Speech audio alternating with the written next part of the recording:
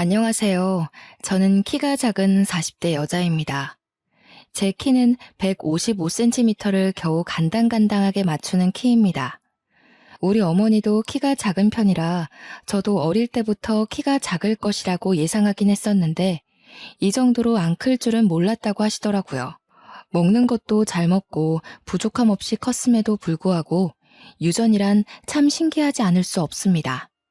반면 제 남편은 엄청나게 키가 큰 사람이었어요. 사람은 자기에게 반대되는 사람에게 끌린다고 하잖아요. 그래서였을까요? 남편에게 한눈에 반해서 제가 졸졸 쫓아다녔고, 결국 저에게 두 손 두 발을 닫은 남편은 저와 결혼까지 골인했습니다. 저와 남편이 연애할 시절 사람들이 뭐라고 우리 커플을 불렀는지 아세요? 바로 고목나무와 붙은 매미였습니다.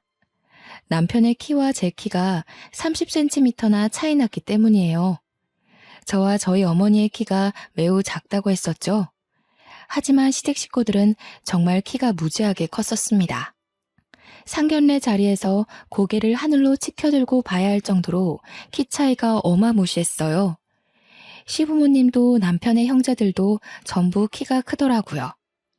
제가 왜 시작부터 키 이야기를 꺼냈는지 대충 짐작이 가시나요?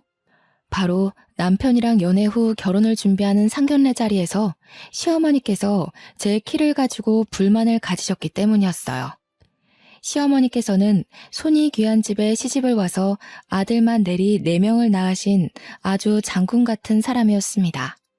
시어머니의 시부모님, 그러니까 남편의 친조부모님께서 시어머니를 엄청나게 아꼈다고 들었습니다. 기골이 장대하고 키가 커서 아들을 줄줄이 낳을 거라고 귀가 닳도록 이야기를 하셨다고 했어요. 그러면서 상견례 자리에서 저에게 한마디 하시더라고요. 사돈댁은 딸만 둘이라지요? 예, 제가 딸만 둘을 낳았습니다. 그런데 무슨 문제라도... 아닙니다. 문제는 없죠. 단지 사돈이 키가 작아서 딸만 줄줄이 낳은 것 같아서 하는 말이죠. 우리 집은 손이 귀한 집안이라 아들을 낳아야 하는데 워낙 며느리들 아이가 키가 작아서 가능할지 모르겠네요. 키랑 자식 성별이 상관이 있나요? 우리 시부모님께서 키가 크고 기골이 장대한 여자가 아들을 낳는다고 하셨거든요. 근데 우리 며느리들 아이도 160은커녕 150도 안 되어 보이니 아들을 낳을 수 있으려나? 사돈, 무슨 말씀이 그러십니까? 세상에 여자 키로 아들, 딸 가르는 법이 어디 있습니까? 우리 딸아이가 작긴 하지만 그건 자식들 성별과는 상관없다고 생각합니다. 그런데 보세요.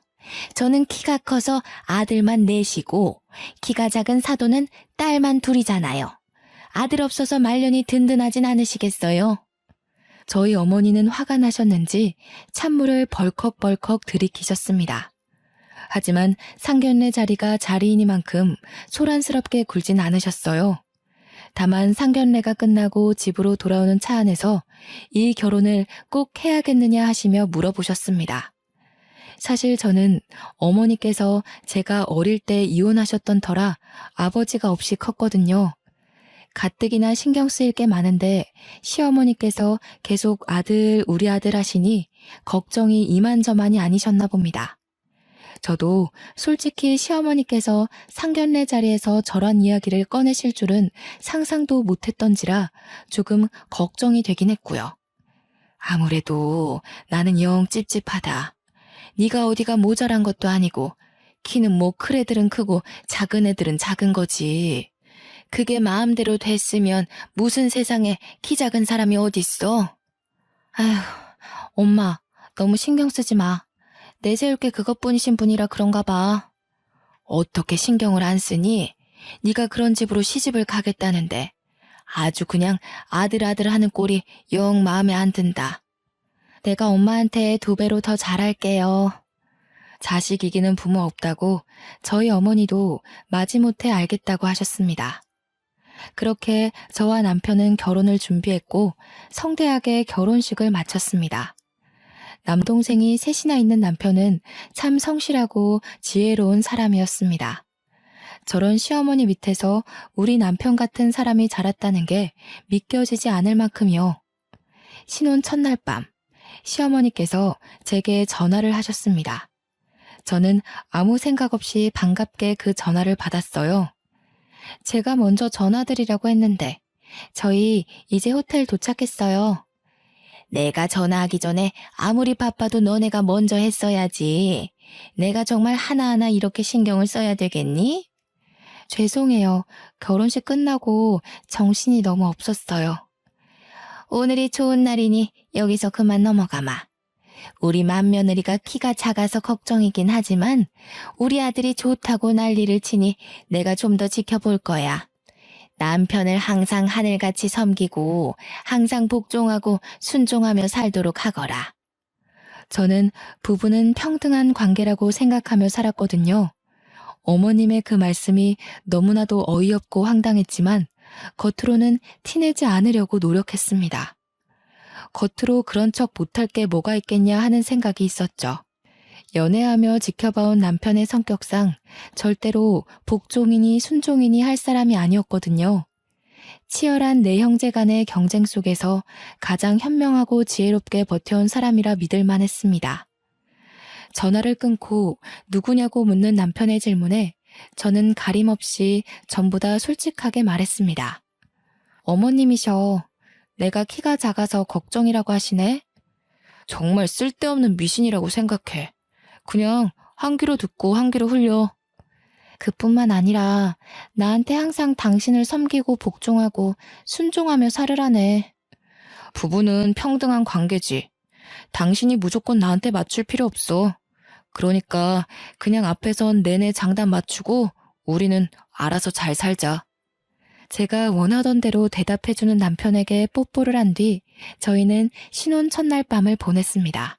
그렇게 신혼여행을 즐겁게 마치고 양가에 인사를 드리러 간 날 저는 또 한 번 기함을 토하고 말았죠.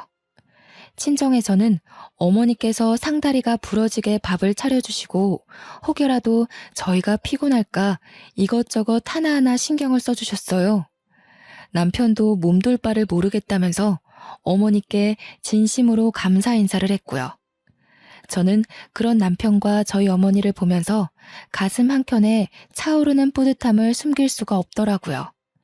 이런 게 바로 가족이고 화합이지 하는 생각이 들었습니다. 남편 없이 혼자 고생하며 저를 키우셨던 어머니께서 든든한 사위를 맞이한 것 같다면서 매우 기뻐하셨거든요.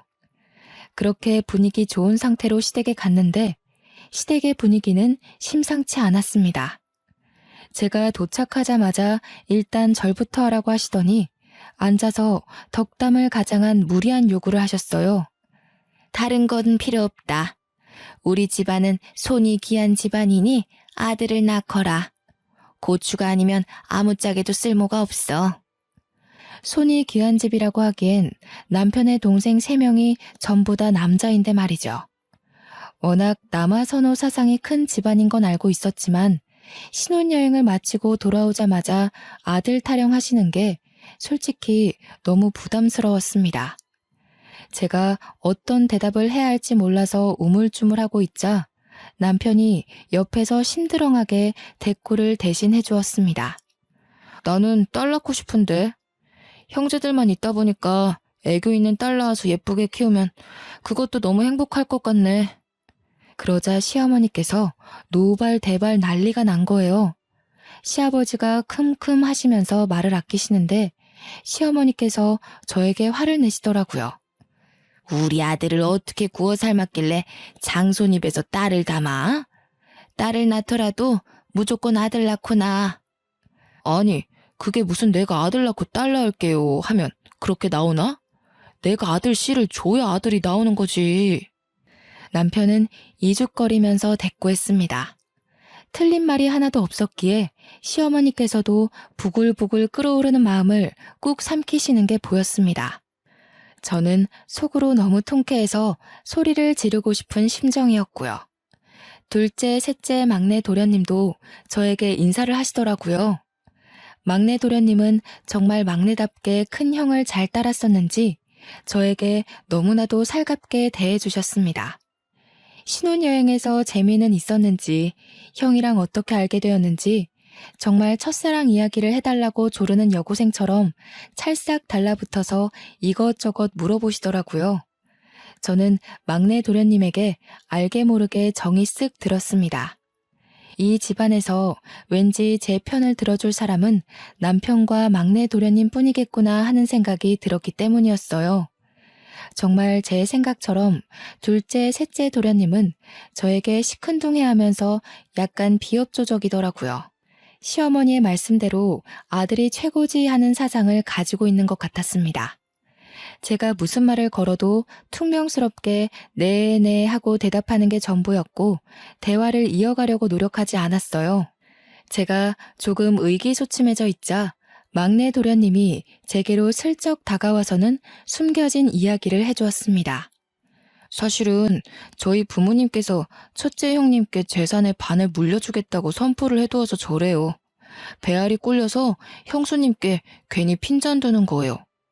남아 선호 사상이 워낙 크고 첫째 아들에 대한 집착이 남다르다는 것을 애초에 느끼긴 했지만 재산의 반을 준다는 소리는 처음 듣는 소리라 조금 놀랐습니다. 시댁이 원래 살던 시골 동네 일대의 땅을 전부 가지고 있다는 이야기는 남편에게 미리 들어서 알고 있었거든요.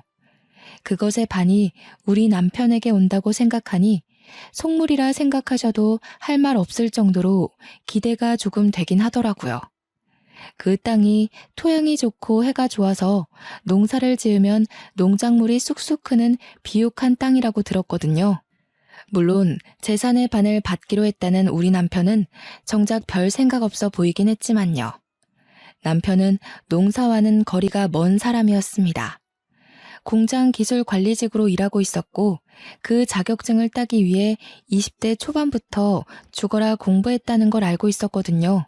몇 번의 고백 끝에 얻어낸 자격증이라 자기 일에 자부심도 있었고요.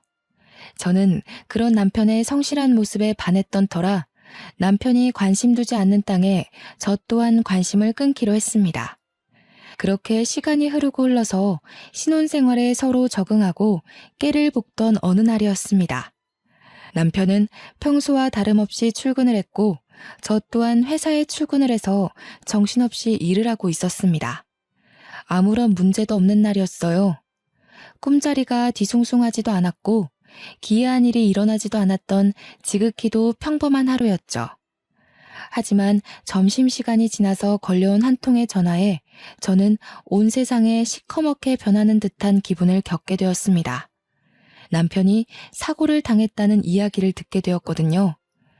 회사에 제대로 말도 못하고 손만 벌벌 떨면서 팀장님께 급하게 가봐야겠다고 이야기를 하니 제 얼굴을 보고 묻고 따지지도 않고 보내주셨습니다. 저는 택시를 어떻게 잡았는지 병원에 어떻게 도착했는지도 생각이 전혀 나지 않아요. 어떻게 병원에 도착해서 응급실에 들어가 남편을 찾았는데 이미 그 자리에 남편이 없더군요. 남편 이름을 애타게 부르며 찾으니 저를 영안실로 안내해줬어요. 이미 잠들어버린 남편의 창백한 얼굴을 보는데 정신을 잃고 말았습니다. 눈을 떠보니 연락을 받고 도착한 막내 도련님과 시부모님이 제가 깨어나길 기다리고 계셨더라고요. 제가 눈을 뜨자마자 시어머니께서는 제 멱살을 잡고 난동을 부리기 시작하셨습니다. 기어코 이런 사달이 날 줄 알았어. 니년이 기어코 내 아들을 잡아먹어? 어머니, 형수님도 충격에 지금 힘드실 텐데 무슨 짓이에요? 자식을 잃은 나만큼 속이 상하겠느냐. 아이고, 이래서 키 작은 것들은 불경하다고 절대 집안에 들이는 게 아니랬는데. 아이고, 우리 첫째 그렇게 가버려서 어떡하나. 아이고. 저는 눈물만 줄줄 흘리고 있느라 아무 반격도 대꾸도 할 수 없었습니다. 시어머니는 제 멱살을 잡고 계속 쥐어 흔드시며 눈물을 흘리고 소리를 치셨어요. 모든 게 다 제 탓이라고 돌리고 싶으셨겠죠. 남편은 공장시설 점검을 하다 갑자기 오작동 되어버린 기계에 빨려 들어가 질식사로 사망하게 되었다는 이야기를 추후에 전해 들었습니다. 정말 이야기를 듣는 내내 현실감이 하나도 느껴지지 않아서 꿈속에 있는 것 같았어요. 시어머니는 옆에서 제가 나쁜 년이라고 소리를 치시며 계속 우셨어요. 장례를 치르는 내내 저는 밀랍 인형처럼 바싹 마른 채로 남편의 영정사진만 하염없이 바라보았습니다. 둘째 도련님과 셋째 도련님은 자리를 지킬 생각도 하지 않고 방문한 손님들과 이야기를 나누며 술을 마시기 바빴고요. 유일하게 제 옆을 지키며 끊임없이 저를 위로해준 사람은 막내 도련님 뿐이었습니다. 시부모님은 저와 눈이 마주칠 때마다 저에게 욕설을 퍼부었고요. 저는 남편을 잃은 슬픔도 컸지만 못내 저를 비난하는 시선을 더 견디기 힘들었습니다. 그렇게 남편을 장지에 묻을 때에도 저는 한 발자국 뒤에 서서 남편이 땅속에 묻히는 걸 지켜봐야 했어요. 제가 가까이 다가갈 수도 없을 만큼 시댁 식구들이 저를 배척했거든요. 계속해서 막내 도련님만 저를 위해 다른 가족들에게 화를 내고 소리도 쳐주었습니다. 둘째 도련님은 아예 시큰둥한 얼굴로 저에게 위로의 말 한마디도 건네지 않았고요. 그 옆에 서 있는 셋째 도련님 또한 똑같았습니다.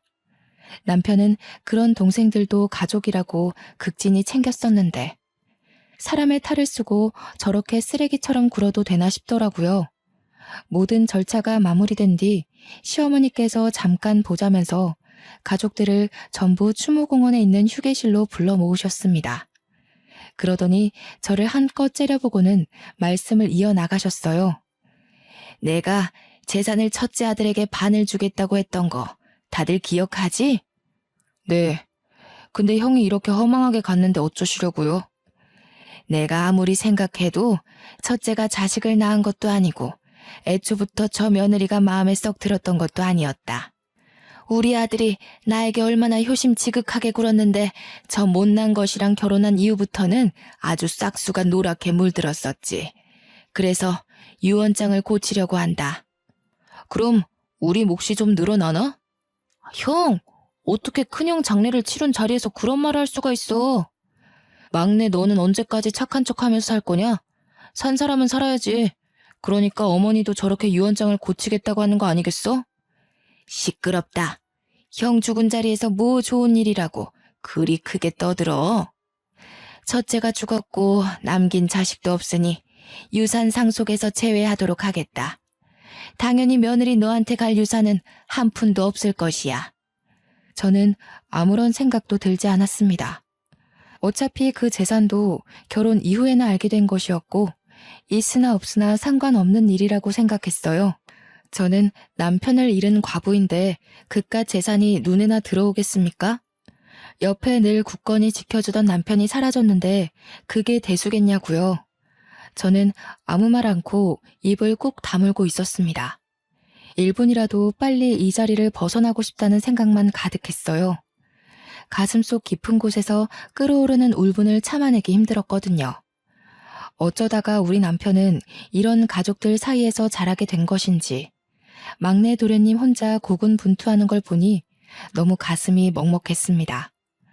동생들을 알뜰살뜰 챙기던 남편이고 시부모님에게 더없이 효도하던 착한 아들이었는데 마지막 가는 길에서 고작 한다는 소리가 재산 이야기라니. 참 사람 일이라는 게 이렇게나 더럽게 느껴질 줄은 몰랐습니다. 둘째가 이제 맞이나 다름없으니 50%를 주고 셋째와 막내에게 각각 25%씩 재산을 나누는 걸로 하겠다. 아이고, 우리 형님 이렇게 가시면서 제게 큰 선물 주시고 가네. 형수님께 감사드려야 할 일인가요? 형수님, 고맙습니다. 형! 소리는 왜 지르고 그래? 그렇잖아. 어머니 말씀대로라면 형수님 만나서 우리 형 팔자가 꼬인 거 아니야. 그 덕에 내 배만 부르게 생겼어. 이런 자리에서 경거망동하게 굴지 마라. 추모는 확실하게 하고 짚을 건 확실하게 짚자는 주의니까 그런 거지. 너랑은 더 이상 볼 일 없다.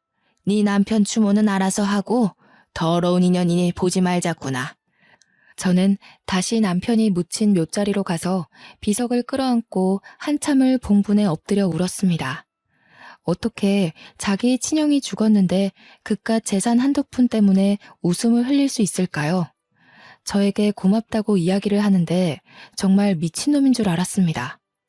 돈에 눈이 멀어 가족이고 뭐고 아무것도 보이지 않는 사람처럼 행동하는 동생들을 믿고 의지했던 남편이 너무 불쌍했어요. 하늘에서 이런 모습 보며 상처받을까봐 걱정도 되었고요. 두 번 다시는 보지 말자면서 모질게 저를 내치는 시댁 식구들 사이에서 막내 도련님만 하염없이 저에게 미안해했습니다. 저는 막내 도련님에게도 아무 말도 할 수 없었습니다. 남편의 식구들에게 정말 치가 떨릴 정도로 실망했기 때문이었어요. 하지만 순환은 여기서 끝나지 않았습니다. 남편과의 추억이 담긴 물건들을 정리할 엄두가 나질 않아 집에서도 눈물바람으로 지내기를 일주일 정도 했을까요? 회사에도 휴직을 신청해야 하나 고민을 하고 있었는데 부동산에서 전화가 걸려오더군요. 저는 부동산에서 하는 이야기를 듣고 정신이 번쩍 들었습니다. 집주인분께서 집을 팔겠다고 내놓으셨는데 이사 날짜는 정하셨어요? 혹시 이사 갈 집 아직 안 정하셨으면 저희 부동산에 들러서 집 좀 보세요. 집을 팔다뇨? 그게 무슨 소리세요? 이 집은 저희 남편 집이고 저희 남편이 사망해서 집 용의자가 윤복자로 되어 있으시거든요? 저희 시어머니였어요. 생각해보니 시댁에서 집을 해주시겠다곤 했으나 명의를 남편 명의로 돌려주셨는지까지는 정확하게 모르고 있었어요. 그저 아들 집 내가 해줬다라고만 늘 말씀하셨기에 남편의 명의인 줄로만 알고 지냈었죠. 시어머니께서는 본인 명의의 집을 저희에게 빌려주신 것이었고 남편이 사망하자 집을 팔아버리신 거예요. 혹여라도 제가 그 재산을 갈취할까봐 한 푼도 주고 싶지 않은 마음에서 말이죠. 저는 결국 그 집에서 쫓겨나듯 나와야 했습니다. 제 집만 겨우 챙기고 앨범 몇 개만 챙겨서 말이에요. 불시에 들이닥친 부동산 사람들과 집을 보러 온 세입자들이 불편해한다는 이유로 시어머니께서 제게 퇴거 명령을 내리신 겁니다. 부동산 사람들 전화를 받게 한 것도 모자라 내용 증명까지 받게 되니 정말 너무 모질구나 하는 감정밖에 들지 않았습니다. 본인의 아들이자 제 남편이 죽었는데 일말의 감정도 없이 이렇게 일을 처리할 수 있을까 하는 생각이 들었어요. 정말 매일같이 저를 쫓아내고 싶어 했었구나 하는 생각밖에 들지 않았고요. 저는 결국 친정으로 돌아가게 되었습니다. 제 짐이 고작 큰 캐리어로 3개밖에 나오지 않더라고요. 남편의 물건들, 추억이 담긴 모든 것을 시어머니께서 강제로 빼앗아 버리셨거든요. 저에게 남편을 추억할 수 있는 물건이라고는 연애 때부터 함께 차곡차곡 쌓아갔던 앨범뿐이었습니다.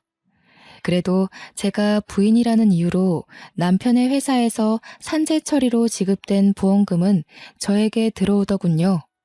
하지만 그 돈은 적금으로 묶어 한 푼도 사용하지 않기로 결심했습니다. 남편이 저에게 준 마지막 선물이니까요. 위로금이 넉넉할지라도 제 옆에 남편이 없다는 사실이 너무 개탄스러웠습니다. 친정 어머니께서도 제가 넋이 나가 집으로 돌아오자 저를 붙잡고 한참을 우셨습니다. 사위가 그립다면서 밥을 참 복스럽게 먹었었는데 이 반찬을 좋아했었는데 하시면서 있을 때 더 챙겨줄 걸 후회하시더라고요. 저는 그런 친정어머니의 마음에 다시 한번 눈물을 흘렸습니다. 그 이후 제가 쫓겨났다는 사실을 뒤늦게 알게 된 막내 도련님이 저희 친정으로 저를 찾아왔어요. 형수님, 제가 형수님께 죄송해서 어쩌죠? 막내 도련님께서 제게 왜 미안해하세요? 유일하게 저를 챙겨주고 위로해주신 분인데 저 꿋꿋하게 잘 견뎌낼게요. 나중에 혹여라도 제가 재산을 받게 되면 꼭 나눠드릴게요. 괜찮아요. 제가 그 돈을 무슨 면목으로 받아 챙기나요? 애초에 돈 때문에 한 결혼도 아니었어요. 그 돈을 욕심내본 적도 없고요. 그저 도련님만큼은 꼭 행복하게 사셔요. 그래도 간간히 연락은 드려도 되죠? 그럼요. 제가 괜찮아지면 밖에 밥이라도 한 끼 먹어요. 그렇게 막내 도련님과는 연락을 하면서 지내게 되었습니다. 그 외에 시댁 식구들과는 일절 연락을 하지 않고 지냈고요. 물론 그쪽에서도 저에게 먼저 연락하는 일은 없었습니다. 한 가족이라고 생각하고 지냈었는데 이런 식으로 인연이 끊기니 참 우습더라고요. 그렇게 몇 개월이 지나고 막내 도련님에게 연락이 왔습니다. 결혼할 여자가 생겼는데 저에게 꼭 소개를 시켜주고 싶다는 내용의 연락이었어요. 저는 축하할 일이라고 생각했기에 흔쾌히 만날 약속을 잡았습니다. 막내 도련님이 결혼할 여자라며 저에게 인사를 시켜준 사람은 정말 너무 귀엽게 생긴 여자분이었어요. 저에게 이야기를 다 들었다면서 형님으로 모시고 싶다고 하길래 손사래를 쳤습니다. 그러자 막내 도련님께서 형수님은 영원히 자기의 형수님이라고 하더라고요. 형님이라고 부르고 싶어요. 이이가 얼마나 형님 칭찬을 했었는지 제가 질투가 다 날 정도였다니까요. 이제 가족이라는 인연의 끈도 끊어져 가는데 제가 그런 대우를 받아도 될지 모르겠어요. 무슨 소리를 하시는 거예요? 언제까지고 저의 큰 형님의 하나뿐인 가족이신데 그런 식으로 말씀하시면 섭섭합니다, 형수님. 늘 이렇게 마음 써줘서 너무 고맙습니다. 형님, 제가 아무리 그래도 마음 붙일 사람이 형님뿐인 것 같아요. 그러니까 저를 도와주신다 생각하시고 내치지 말아주셔요. 저는 그 고운 마음씨에 반했습니다. 끼리끼리 만난다고 둘째 도련님과 셋째 도련님은 결혼해서도 시댁에서 얼굴을 본 게 손에 꼽힐 정도였거든요. 하지만 결혼도 하기 전에 저를 찾아와 이렇게 인사까지 해주니 제가 얼마나 고마움을 느꼈겠어요? 따지고 보면 이제 가족이라 하기엔 너무 먼 사이인데도 불구하고요. 하지만 한 가지 걱정되는 부분이 있었습니다.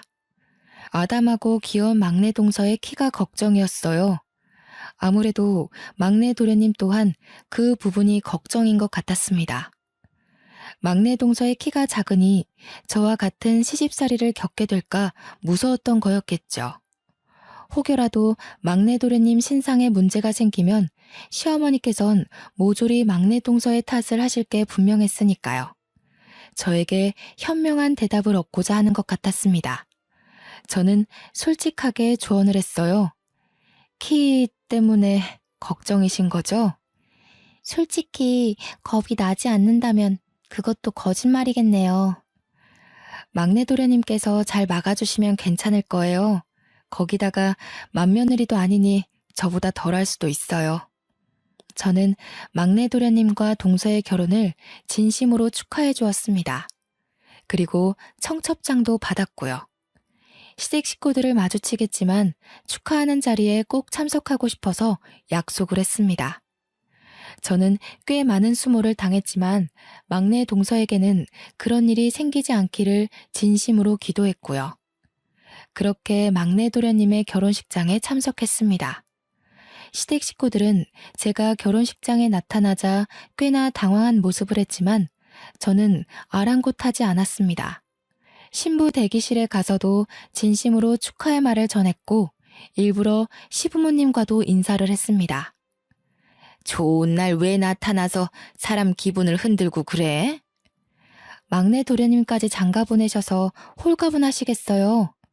꼭지 같은 거 데려와서는 마음에 드는 구석이 하나도 없어. 키로 구박 그만하시고요.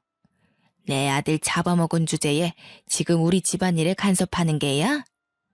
좋은 날이잖아요, 어머님. 저는 막내 도련님 진심으로 축하드리려고 찾아온 거예요. 가서 밥이나 든든히 먹고 가. 별일 없이 잘 지내지? 네, 그럼 들어가 보겠습니다. 시어머니께서는 끝까지 저에게 고운 시선을 보내주지 않으셨지만 시아버지는 그동안 많은 생각을 정리하셨는지 아무렇지 않게 저를 대해주셨습니다. 끝까지 아들 잡아먹은 여자라고 저에게 비수를 꽂았지만 그동안 저도 많은 내성이 생긴 건지 흘려듣게 되더라고요. 막내 도련님은 진심으로 행복해 보였어요. 저처럼 당하고만 살지 않기를 진심으로 기도했습니다. 결혼식 이후로도 저는 막내 도련님과 동서를 자주 만났어요. 동서는 시댁 식구 중에 마음을 붙일 사람이 전혀 없었는지 저에게 갖가진 괴로움을 토로했습니다. 사람은 참 변하지 않는다고 시어머니께서는 여전히 키로 사람을 구별하는 것 같았습니다. 그 와중에 막내 동서는 임신까지 했는데도 여전히 딸 낳을 게 뻔해서 궁금하지도 않다고 막내 동서에게 상처를 주셨더라고요. 그러더니 시어머님께서 저에게 딱 말씀하시더라고요. 키가 작아서 아들 낳겠다고요. 남편이 화내지 않았으면 저 정말 심장이 터졌을지도 몰라요. 그 자리에서 대들기가 쉽지 않지. 키가 작아서 아들 못 낳을 거라는 건 도대체 어느 시대 발상인지 모르겠어. 그것뿐만이 아니에요. 임신 초기라 조심해야 하는데 어차피 딸 낳을 건데 조심할 필요가 있겠냐고. 첫 아이를 딸 낳으면 그때부터는 줄줄이 아들 낳는 길이 막힌다고. 아, 참. 그래서 쉬지도 못하고 내내 시댁에서 일만 하다 온 거야? 어쩌겠어요. 형님들은 아무도 안 오시지. 일할 며느리는 저밖에 없지. 이제 와서 저한테 도망간 첫째 며느리는 일은 잘했다고 비교를 하시지 뭐예요. 저는 막내 동서를 매번 달래주었습니다. 가끔 만날 때면 임신 중이라 분명 몸무게가 늘어야 하는데 꼬투리를 잡아 시집살이를 시키는 시어머니 때문에 하루하루 말라가더라고요. 저의 과거를 보는 것 같아서 마음이 참 아팠습니다. 그러던 도중 시아버지께서 농사를 지으시다가 농기계가 뒤집어지면서 큰 사고를 당했다는 소식을 접했습니다. 시아버지의 안위도 걱정되었지만 모든 화살이 막내 동서에게 씌워질까 겁이 났죠. 시아버지께서는 시름시름 앓다가 결국 첫째 아들 옆에 묻히게 되었습니다. 당연히 저도 장례식장에 참석을 했어요. 일찌감치 찾아뵙고 싶었지만 제 일이 바빠 발이 나는 날 오전에서야 장례식에 참석할 수 있었고 추모공원까지 함께 참석했습니다. 그런데 막내 동서를 엄청나게 닥달하고 잡아먹을 것처럼 굴 줄 알았던 시어머니께서 은근히 아들들의 눈치를 보고 계셨습니다. 저는 저에게 했던 것과 달리 막내 동서의 옆에 은근히 붙어서 둘째, 셋째 도련님 가족들의 눈치를 보는 시어머니가 참 이상하게 느껴졌어요. 시어머니께도 인사를 드리고 집으로 돌아와 막내 동서에게 수고했다고 연락을 했습니다. 그러자 막내 동서가 저에게 조용히 비밀을 말해주더라고요. 장례식장에서 큰 소란이 있었어요. 시어머니께서 제 옆에 은근히 붙어있는 거 보셨죠? 무슨 소란이 있었길래 그래? 나는 막내 동서한테 덮어 씌울 줄 알고 솔직히 걱정 많이 했어. 글쎄, 둘째, 셋째 형님들이 유산을 내놓으라고 어머님을 협박하듯 겁을 주시더라고요. 그 재산 다 들고 죽으면 무슨 소용이 있냐면서 아버지도 돌아가셨는데 당장 내놓으라고요. 뭐? 장례식장에서 그랬단 말이야? 저랑 남편이 얼마나 놀랬겠어요. 남편은 형들 말리고 저는 어머님 옆에 서서 그러지들 마시라고 소리 지르고 시어머니께서 자기 죽거든 가져가라고 울면서 소리치시고 금이야 오기야 키운 아들들이 돈 때문에 하극상을 벌이니 어머님도 엄청 놀란 눈치시더라고요. 그전까지는 이렇게 대놓고 달라고 한 적이 없었대요. 그래서 어머님은 지금 어디 계신데? 형님들이 죽일 것 같은 기세로 달려드니 무서우셨겠죠. 그래서 지금 저희 집에서 지내고 계셔요. 다행히 저희 집에 오신 뒤로 시집살이며 구박이며 하나도 없이 조용히 지내고 계세요. 그렇게 시집살이를 시키더니 못돼 먹은 아들들에게 결국은 이런 꼴로 쫓겨나듯 도망치게 된 거였죠. 저는 고소하다는 생각이 들면서도 말년이 참 힘드시겠다 싶었습니다. 동서에게 잘 이겨내라고 말한 뒤 한동안 까먹고 지내고 있었어요. 한 달이 좀 지났을까 갑자기 막내 동서에게 급하게 연락이 오더라고요. 형님, 혹시 시어머니께 연락받은 거 없으셔요? 없는데? 왜? 무슨 일 있어? 제가 거의 출산이 임박해서 마지막 진료를 보러 산부인과에 갔다 온 사이에 시어머니께서 사라지셨어요. 울면서 소리치는 동서가 걱정되어 저는 집에서 일을 하고 있다가 당장 동서네 집으로 달려갔습니다. 집은 난장판이고 경찰도 와 있더라고요. 경찰은 강도 사건으로 생각하고 조사를 하고 있다고 지문이며 발자국 같은 걸 채취하고 있었습니다. 엘리베이터 CCTV 화면에 복면을 쓴 남자 둘이 동선의 집 층에 내렸고 복도 CCTV에도 문을 열고 들어온 흔적이 남아 있었습니다. 동선은 울면서 경찰의 말에 성실하게 대답을 하고 있었어요. 저는 만삭인 동서에게 무리가 갈까봐 무척이나 걱정이 되었습니다. 아, 생각났어요. 저 집에 아이가 태어날 걸 생각해서 거실이랑 안방에 홈 CCTV를 며칠 전에 설치해뒀어요. 움직임을 감지하는 CCTV라 아마 찍힌 게 있을지도 모르겠어요. 동서는 헐레벌떡 컴퓨터를 켜서 녹화된 부분이 있는지 찾아보기 시작했어요. 그러자 파일 여러 개가 있더라고요. 거실 CCTV를 확인하는데 복면을 쓴 남자 둘이서 집으로 들어와 시어머니를 막 잡아당기고 난투를 벌이고 있더라고요. 그 순간 시어머니께서 한 남자의 복면을 확 벗겨내는데 저는 정말 큰 충격을 받았습니다. 복면 밑에 숨겨진 얼굴이 둘째 도련님이었기 때문이었어요. 소식을 듣고 달려온 막내 도련님은 그 화면을 보고 화를 숨기지 못했고 경찰은 아는 사람인지 물어보았습니다. 동서는 수치심에 얼굴이 빨개져서 차마 가족이라고 말도 못하고 입을 꾹 다물길래 제가 대신 대답했어요. 둘째 도련님이네요. 그러니까 납치당한 시어머니의 둘째 아들이요. 경찰들도 모두 당황하더라고요. 결국 둘째 도련님의 차량이 수배되고 셋째 도련님까지 연관된 게 틀림없을 거라고 추적을 부탁드렸습니다. 나머지 복면을 쓴 한 명이 셋째 도련님이지 누구겠어요? 이틀을 꼬박 추적하고 저는 그동안 막내 동서의 옆에서 무리가 가지 않도록 자리를 지켰습니다. 경찰이 시어머니를 찾은 것 같다는 연락을 했고 저희는 한달음에 이름도 모를 야산으로 달려갔어요. 정말 아무것도 없는 동네 야산이라고 하기엔 꽤 큰 산속에서 시어머니가 발견되었습니다. 추위에 발가락은 다 동상을 입어서 당장 응급처치가 필요한 지경이었습니다. 추위를 피하려고 낙엽 속에 들어가 체온을 높이려고 했다는데 이 추운 겨울바람에 낙엽 속에 들어가 봤자 땅이 꽁꽁 얼어있는데 무슨 소용이 있었겠습니까? 막내 동서는 그런 시어머니의 모습을 보자마자 울고불고 난리가 났고요. 시어머니께서도 불이 나게 찾아온 저와 막내 동서 그리고 막내 도련님을 보자마자 오열을 하셨습니다. 그깟 재산이 뭐라고 하시면서 우시는데 마음이 참 불편하더라고요. 시어머니께서는 병원에서 안정을 찾고 기본적인 검사를 마친 뒤 발가락 동상 치료를 받기로 했습니다. 경찰들도 입원실에 찾아와 시어머니께 진술을 받아갔고요. 결국 둘째 도련님과 셋째 도련님은 검찰로 넘겨지게 되었습니다. 뉴스에서도 얼마나 대대적인 보도를 하던지 주위 사람들이 도련님들 이야기인 걸 모를 수가 없겠더라고요. 당연히 살인미수로 두 사람 모두 재판에 넘겨지게 되었고 유산에 눈이 멀어 버린 짓이라는 게 밝혀졌습니다. 아이러니하게도 존속 살인미수로 인하여 유산을 받을 자격 또한 박탈되었고요.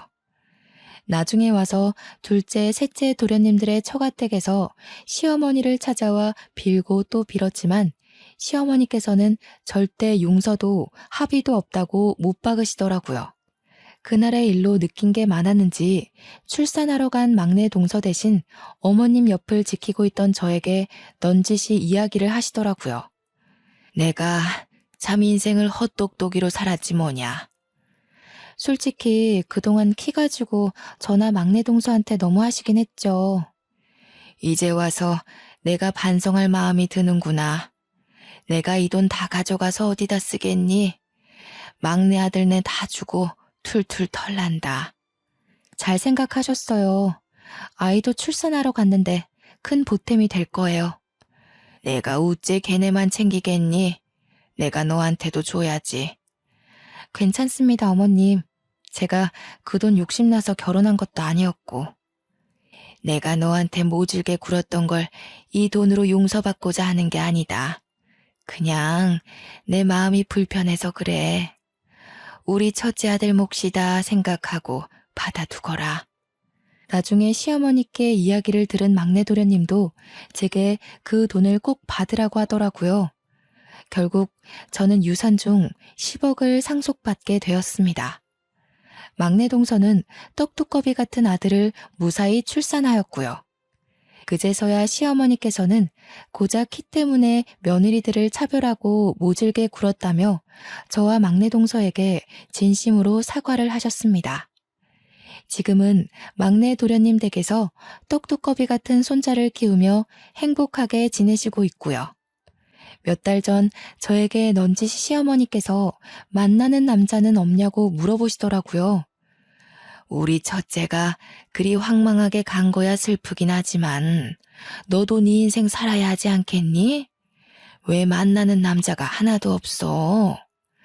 저는 죽어도 우리 아들 하실 줄 알았는데 저에게 그런 말을 하실지 몰라서 조금 당황했습니다.